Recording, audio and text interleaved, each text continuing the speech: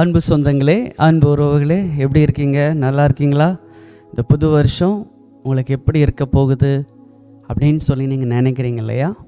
கர்த்தரை தேடுகிற பிள்ளைகளுக்கு ஒரு நன்மையும் குறைவுபடாது. இந்த உலகத்தில் பூகம்பம் வரலாம், வெள்ளம் வரலாம், நிலநடுக்கம் வரலாம், பேரழிவுகள் வரலாம். ஆனால் சிங்கக்குட்டிகள் தாழ்ச்சி அடைந்த பட்டினியாக இருக்கும். கர்த்தரை தேடுகிறவர்களுக்கோ ஒரு நன்மையும் குறைவுபடாது. சரி, இன்றைக்கு இந்த நேசர் சந்திக்கும் நேரத்தின் மூலமாக உங்களுக்கு கர்த்தருடைய ஒரு வார்த்தையை குறித்து நான் பேசட்டும். எரேமியா எழுதின தீர்க்க தரிசன புஸ்தகம் 3ஆம் அதிகாரம் 22ஆம் வசனம். சீர்கெட்ட பிள்ளைகளே திரும்புங்கள், உங்கள் சீர்கேடுகளை குணமாக்குவேன் என்றார்.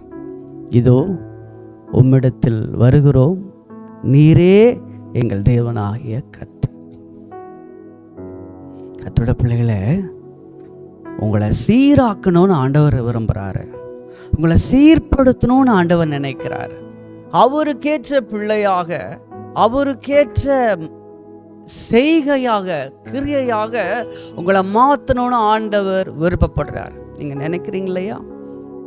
ஐயோ, என் வாழ்க்கை சீரழிஞ்சு போயிருச்சு, என் வாழ்க்கை ஒன்றுமில்லாமல் போயிருச்சு, என் வாழ்க்கையில் சகலத்தினை இழந்துட்டேன், என் வாழ்க்கையில் மேம்பாடான காரியத்தை இதை செய்யணும்னு நினைக்கிற என்னால் முடியலை. ஆண்டவரின் கூட இருக்கும் பொழுது நிச்சயமாகவே ஆண்டவர் உன்னை நடத்த முடியும். இந்த இடத்துல சீர்கெட்ட பிள்ளைகளே அப்படின்னா என்ன அர்த்தம்? நீங்க ஒரு சீராக இல்லை, ஒரு நன்மையை பெற்று கொள்ளக்கூடிய ஒரு பாத்திரம் உங்களிடத்துல இல்லை,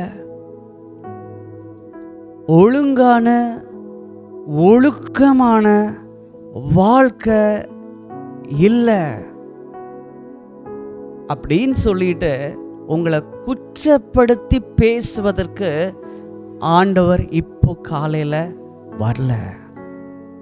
அவர் என்ன சொல்றாரு? எங்கிட்ட வா, எங்கிட்ட திரும்பு, சீர்கெட்ட பிள்ளைகளே எங்கிட்ட திரும்புங்கள், உங்கள் சீர்கேடுகளை குணமாக்குவேன் என்றார். உங்களை நான் குணமாக்குவேன் அப்படின்னு சொல்லி ஆண்டவர் சொல்றார். எதுல எல்லாம் நீங்க வியாதிப்பட்டு இருக்கிறீங்களோ, எதுல எல்லாம் நோய்வாய்ப்பட்டு இருக்கிறீங்களோ, கர்த்தர் குணமாக்குவேன் என்று சொல்லுகிறாரு. உன்னை ஆண்டவர் குணமாக்க போகிறார். அல்லேலூயா. நீங்க கர்த்தரிடத்துல திரும்பணும் அப்படின்னு ஆண்டவர் சொல்றார். அல்லேலூயா. சங்கீதம் 116:7 சொல்லப்பட்டிருக்கிறது, என் ஆத்துமாவே கர்த்தர் உனக்கு நன்மை செய்தபடியால் நீ உன் இளைப்பாறுதலுக்கு திரும்பு. அல்லேலூயா.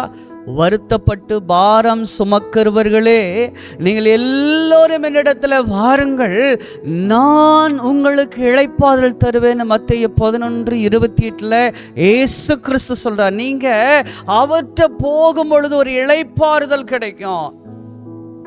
ஐயோ, என்னுடைய பாரம் ரொம்ப பாரமா இருக்குது, பாவ பாரத்தை நான் சுமந்துட்டு இருக்கிறேன், இந்த பாரத்தை நான் எங்க இறக்கி வைக்கிறது?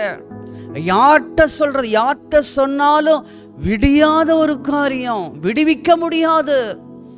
எனக்கு விடுதலையே இல்லை, எனக்கு ஒரு இளைப்பாறுதலே இல்லை, எனக்கு யாரும் ஆறுதல் சொல்ல மாட்டேங்கிறாங்க, என்னை தேற்றுவார் யாரும் இல்லை, என்னை ஆற்றுவார் யாரும் இல்லை என்று சொல்லி இருதயத்தில் துவண்டு கொண்டிருக்கிற தேவ பிள்ளையே, இயேசு நேசர் இந்த காலையில் என்டவா, நான் உனக்கு இளைப்பாறுதலை தருவேன் என்று ஆண்டவர் சொல்றார்.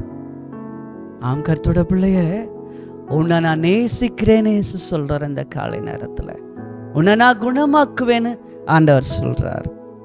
பாருங்க, நீதிமொழிகள் 1:23 என் கடிந்து கொள்ளுதலுக்கு திரும்புங்கள், அப்பொழுது என் ஆவியை உங்களுக்கு அருளுவேன், என் வார்த்தைகளை உங்களுக்கு தெரிவிப்பேன்.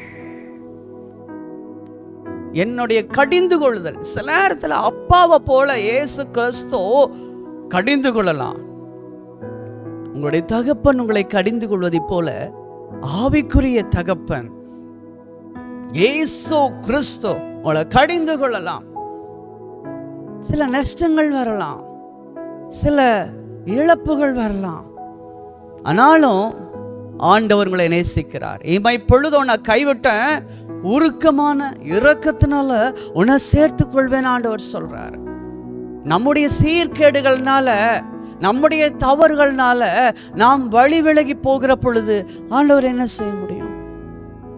ஆனா அவற்றை திரும்பும் போது அவர் தம்முடைய ஆவியை நமக்கு கொடுக்கிறாராமா, அவருடைய வார்த்தைகளை நமக்கு தெரிவிக்கிறாராமா. பரிசுத்த ஆவியின் இடத்துல வருகிற பொழுது பலன், பாவத்தை மேற்கொள்கிற ஒரு பலன், ஆவிக்குரிய யுத்தங்களை செய்வதற்குண்டான ஒரு பலன், நித்திய வாழ்க்கைக்குண்டான ஒரு பலன், முன்னேறுவதற்குண்டான ஒரு பலத்தை இயேசு உங்களுக்கு தரப்போகிறார். நாம் கர்த்தருடைய பிள்ளைகளே, இதோ என் ஆவி உங்களுக்கு அருளுவேன், என் வார்த்தைகளை உங்களுக்கு தெரிவிப்பேன். நான் என்ன செய்ய போறேன்? உன்னை கொண்டு பெரிய காரியத்தை செய்ய போறேன்னு ஆண்டவர் சொல்றார்.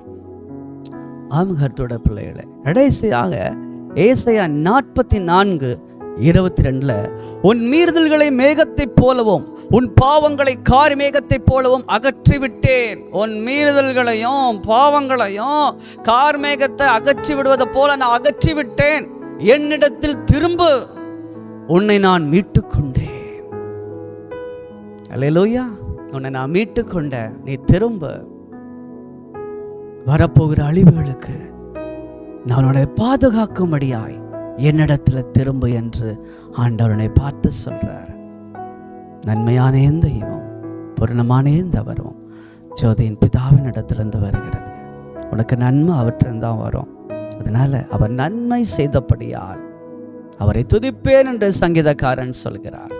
இந்த கால நேரத்தில் அவற்றை திரும்புங்க. அவர் உங்களை குணமாக்குவார். அவர் உங்களுக்கு இளைப்பாறுதலை தருவார். அவர் உங்களுக்கு தம்முடைய ஆவியை கொடுத்து வார்த்தைகளை கொடுப்பார். அவர் உங்கள் பாவங்களை அகற்றிவிட்டு அவர் உங்களை மீட்கும் பொருளாக உங்களை தம்பட்சமாக ஒரு கோழி தன் குஞ்சுகளை அரவணைப்பதை போல அரவணைப்பேன் என்று சொல்லி வாக்கு பண்ணுகிறார். சோர்ந்து போக வேண்டாம், பலன் கொள்ளுங்க. இந்த காலை நேரத்தில் அவரிடத்துல திரும்புங்கள். அவர் உங்கள் காரியங்களை பார்த்து கொள்வார். God bless you. God be with you. நாளை சந்திப்போம். இது உங்கள் நேசர் சந்திக்கும் நேரம். ஆமென்.